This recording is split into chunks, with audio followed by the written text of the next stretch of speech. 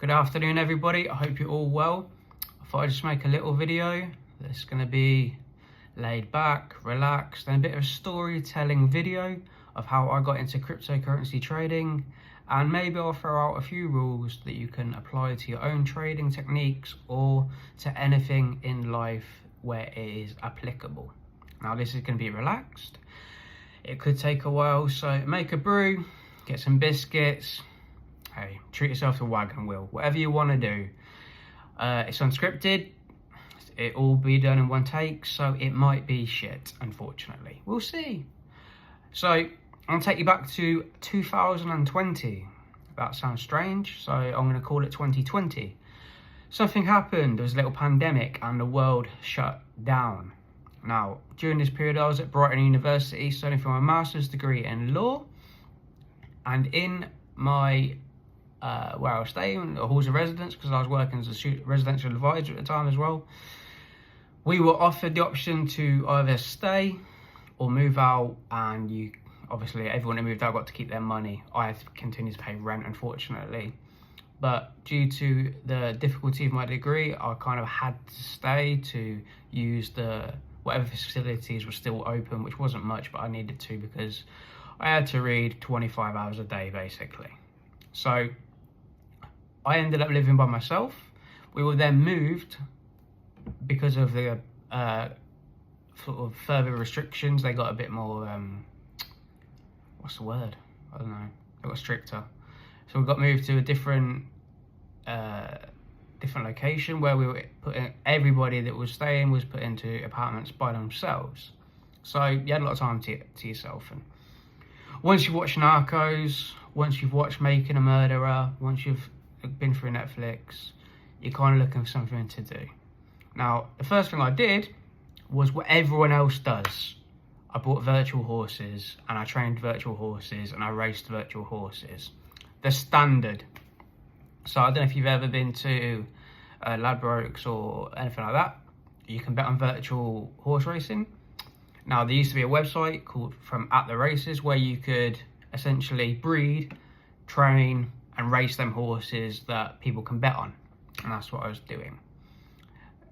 When you are a student, you have a thing called a loan, and you become what's known as a student loan millionaire. So when that came through, that's what I initially spent it on, some virtual horses. Spent a few £100, which I lost obviously, but I did win a couple of races and got a few quid. I ended up just selling all the horses and moving on with my life. But as the pandemic hit, a lot of obviously companies were going bust. A lot of companies, their share price, etc., were dropping. So I, with the money that I had from my student loan, instead of paying my rent, I took a chance and I bought some shares on Trading 212. And I bought shares in travel companies like Carnival Cruises, NCL Cruises, Airbus, Boeing. I bought Tesla, and that was painful because I got it $180 and it ended up going to about $4,500 before they split it. And other sort of travel companies mainly, and some went out of business, like Thomas Cook. I think they went out of business and I lost there. But again, like with Boeing and that, I made a few grand overall. And then I don't know if you remember, but when you went from McDonald's, you had to sort of sit in the car park and order on an app, and someone will bring it to you. Now, a few months in, I did this with my friend, shout out Oliver. He showed me his cryptocurrency portfolio. And now, I've obviously heard of crypto. I looked at Bitcoin when it first came out. Didn't really get it because at the time you could only use it on the black market to buy drugs, weapons, etc. So I thought, this is never going to take off. What's the fucking point? Now, I looked at it and he had about $5,000 in there, probably about 20 different coins, and I was looking at it going, I don't get this, mate. Like, I don't get it, right? This is money. This is what I understand as money. I didn't get the virtual currency side of it. I was like, this is nonsense. So I had no interest in it. But then a few months go by, I was out the share game, I sort of cashed out, I made a few quid, nothing special. Again, there's nothing on. I'm watching German football, which was shit. That was all that was on. So essentially, I ended up putting about £1,000 into a crypto account, and I bought XRP because everybody told you to buy it, but it's shit. Don't buy it. And I bought a few other coins, and some went up quite well. When I tripled my money on, and then I was like, it's like gambling, isn't it? The first time you make £10 is exciting, it gets you addicted. But then you make £100 and it's addictive and you're excited. But then you get to the point where £100 doesn't mean anything. And that's kind of what it was like with crypto. You know, so every time I'd log in and I'd be up a few £100 or whatever, it didn't mean anything. And then I started to teach myself futures trading, which is now what I do full time. Now, essentially futures trading is, the most simplistic way is, whatever the price is, you're basically buying it or selling it, longing it or shorting it, however it's worded on the app. Now, I first started this with the money that I didn't pay my rent with, essentially. And because at the time I thought, you know, worst case scenario, they kick me out of a flat that I'm in by myself, and I carry on my life. So I sort of traded with reckless abandon at first, and I was buying coins, some coins that, you know, were completely shite, but I was buying Solana at good prices. I was buying Litecoin at good prices and making a good bit of money. And then I just sort of started to learn the market, and that's kind of how it all took off. I learned the trends, I learned the coins, I learned what category coins fell into, and the trend of that, and this and that, and you know, I learned the prices, and I could tell, like, you could tell me the price of Bitcoin, I could tell you what the price of Solana is based on that. You could tell me the price of Ethereum, I could tell you what the price of something else was because of that. It's just, that's how it became. This is a process of months and months of learning every day. The first year I was in crypto, I took 3 days off, and I traded over $2 million according to it was Binance at that time. I took 3 days off. I logged in and traded 362 days of that year, which is a lot. And that is one thing that I'll say. I'm going to do a quick pros and cons. Pros of cryptocurrency trading: 1, you can make okay money. 2, freedom, you can trade from anywhere in the world. Cons: you're not guaranteed any money. You're not guaranteed an income. There's no holiday pay. If I go on holiday, I still have to trade to earn any money. Also, you don't have any staff to work with. You know, when you're an adult, your co-workers are your best friends until you leave, and then you never speak to them again. And then you could join another company and you get new best friends. There's none of that in crypto. When I first got into it, started the social media game with all these people. Then I realised they're all fucking knobheads, and I hated them all because they're just dorks and they talk nonsense. And you know, I don't want to be on Discord talking to some idiot. It just wasn't for me. And the problem with also a lot of traders is that they're LARPs, they're live action role players. What they do is they rent an Airbnb, a villa, and they pretend that's where they live. They rent a Lamborghini and they pretend that's their car. And that's just not, it's not a part of a scene I ever wanted to be a part of. You know what I mean? That's not a scene I ever wanted to be part of. Like I said, this is unscripted and I will make mistakes. Now, so I'm drinking Pepsi, other soft drinks are available. Now, when I first started trading crypto, I had zero idea what I was doing, really. I didn't really have any respect for the money that I was trading with because it kind of wasn't mine. So I was trading with reckless abandon, like I said. So, and that's when I made the best trades, the most money on single trades. Now I do things a lot differently, obviously. I grind out a living, and that's hopefully something that when I hit you with some amazing rules that you can apply to your own trading, and hopefully you will over time become a long-term profitable trader, and it can become a supplementary income, it can be a career, it can be whatever it is. Now, when I first started trading, I was making really good money, and it was I'm not gonna lie, it was kind of obscene because I could put a trade on and I make £4,000 or £5,000 on it, which is insane. It was actually in dollars, but that's because I learnt the market. I learnt the prices in dollars, so I've always kept the market in dollars. Friends who trade as well will say, why is it not in pounds? Like, because I learnt it in dollars and I can't be bothered to fucking work out exchange rates. I know the prices in dollars, so it's not because it looks like more money, which is what they suggested. That's not it. So yeah, I started making okay money, and then I remember, one thing that was a struggle was banking. Banks didn't like it because it goes against their own, real money.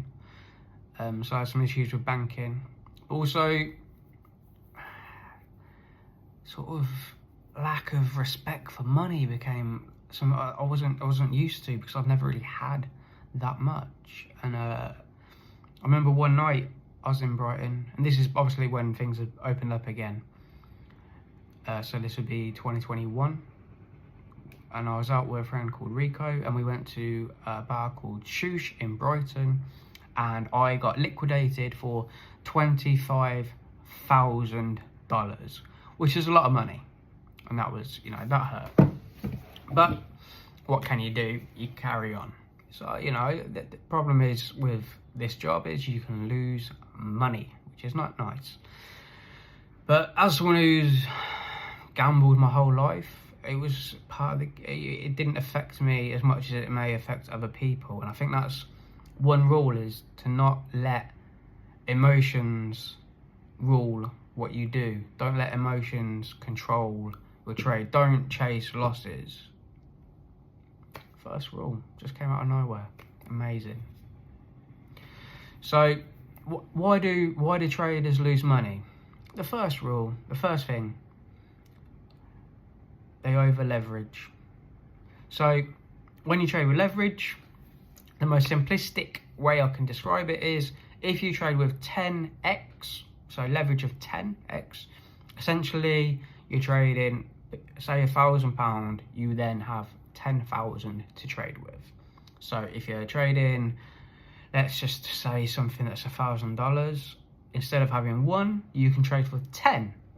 Problem is, if you trade with leverage, you have a liquidation point. Now, if your leverage you're trading with is 10x, your liquidation will be 10% less of the price, unless you are doing something like cross trading, where money that's in your portfolio can make that sort of price difference, which is the best way to do it. So that is one of the reasons people lose money. Another is fear of missing out. Now, this is something that I avoid. I will never ever, now, I've done it before obviously, I will never buy a coin when it's, you saw it with the Trump coin. It came out, I think it was $2 when it was first released, and people were buying it at 70 or 80. And they're all losing money because it's now worth fuck all, obviously. And I've done it. I did it with Axie Infinity. It was a coin I bought because the staking was really good, so I was earning money just from staking it, and I put a lot of money in, and I bought close to the top. About 2 weeks later, the server was hacked, $600 million was stolen, and the price fell like that guy who fell from space. I don't know if you remember that. And yeah, that was a big loss, but that was not actually trading. That was crypto that I held, and I was staking to create a daily income from the staking, which is one of the fun parts of crypto. It's not really the same anymore. The APR was at like 100 and something%, and I was making $20 or $30 a day just staking what I held. So, but that's not really about anymore. So that's another reason people lose money. Now, like I said, another thing is revenge trading. If you lose, you want to make it back. The same as if you're betting on anything. You bet on roulette, you want to double you for the next spin and try to make it back. That's unfortunately, And I've done it, we've all done it. Everybody who trades has traded to try and win money back, but you have to keep your emotions out of it. You have to treat, long term, you have to treat it as a job. You have to treat it as, okay, today I lost. I'm going to assess the market. Tomorrow I will make that money back, or the next day, or whenever the market is looking right to do so. So a rule would be to learn a coin. Learn one coin. Learn one crypto. Learn the prices. Learn the resistance levels. Learn the support levels. Learn sort of the technical analysis of that coin. Learn what category that coin falls under. What is it? And learn the trend of that category. And then just from that, you can build and you can learn more. You know, the reality is, when I first started trading, there wasn't as many coins as there are now. There's a million AI coins. I got in early on ones like Fetch, what I did quite well on. And also, a thing that ruined it was Pump Fun, because every fucking idiot could create a coin and then just rug it. There was, for meme coins, they would just, you could do a live stream and be like, oh, I'm going to be sat on the toilet until this reaches $100,000 fucking market cap, and then they'd just rug it. Yeah, it was a weird time, and I hope that website's gone. I really do, because it ruined the crypto for a while. So yeah,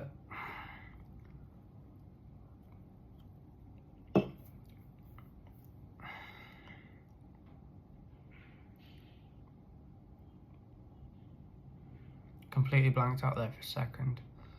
So another thing is risk management. You know, assess your risks. Now, personally, I don't use stop loss, and I don't very often put take profit, and that's just because that's how I do it. But if I was to tell anybody what to do or how to trade properly, I would always tell them to put a stop loss on. I'd always tell them to put a take profit. So a rule that in crypto is the 3-1 rule.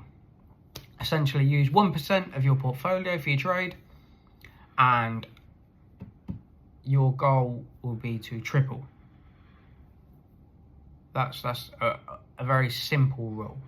It's not something I follow, because I just don't, but that's one rule that people will always suggest, and it long term it can be a good strategy. And that is essentially, like, when you are putting a trade on,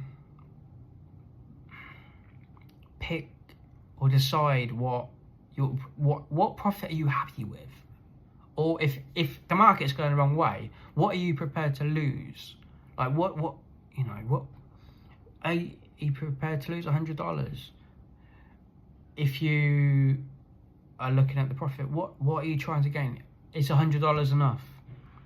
Is that what your target is? And if it is your target, fucking take it. Don't screenshot it. Don't wait for it to go up higher. Take it, and then watch the bounce back. That's the thing with coins. There's always a bounce. It'll always hit a level. We'll hit a support level. We'll hit a resistance level, and it'll bounce this way, that way, that way, this way, that way, that way. And you can sit there and learn the prices that day. It'll change day to day because of the prices, but you could sit there for a couple of hours and just look at the prices. Look at something, it'll go to 127, then it'll go down to 122, but when it goes to 122, it'll go back to 124, and then it'll go to 127, but when it goes to 127, it'll go back down to 125. You know, it just, that's like completely made up numbers, by the way, but essentially that is one way to make money. Now, risk management is a huge thing. Obviously, assess your risk, know what you're, like poker, you can only lose what's in the pot, what you've bet, what's in the pot. That's all you can lose. And apply that to crypto, apply that to trading, apply that to anything. Only lose, obviously what you can afford, but only lose what you put into that trade. I've been guilty of it before, where a trade's down and I don't want to lose it. I don't want to get liquidated, so I'm just depositing money to get it so that my liquidation price goes up. And now that's not a tactic that they would teach you, but it's what I do, because that's how I am. I trying to tell other people how to trade is not easy, because everybody's different. Everyone's got a different mindset. And another thing would be to create like a trading plan, not necessarily like a plan like I write everything down, like where I want it, entry points, exit points, etc., etc., etc. You know, I'll look at historical price, that is this, that, and the other, volume, blah blah blah blah blah. But what I mean is, what are you happy to take? What are you happy to lose? Understand that. Understand all the risks. So, if you know a coin well, and you know that coin, because I've done it, we've all done it, we've all just taken a chance on a coin. It's down 10%, fuck it, I'll buy it. I'm going to trade that, because it might jump up in at 10, 12%, it might bounce. It might not, it has done, it hasn't done.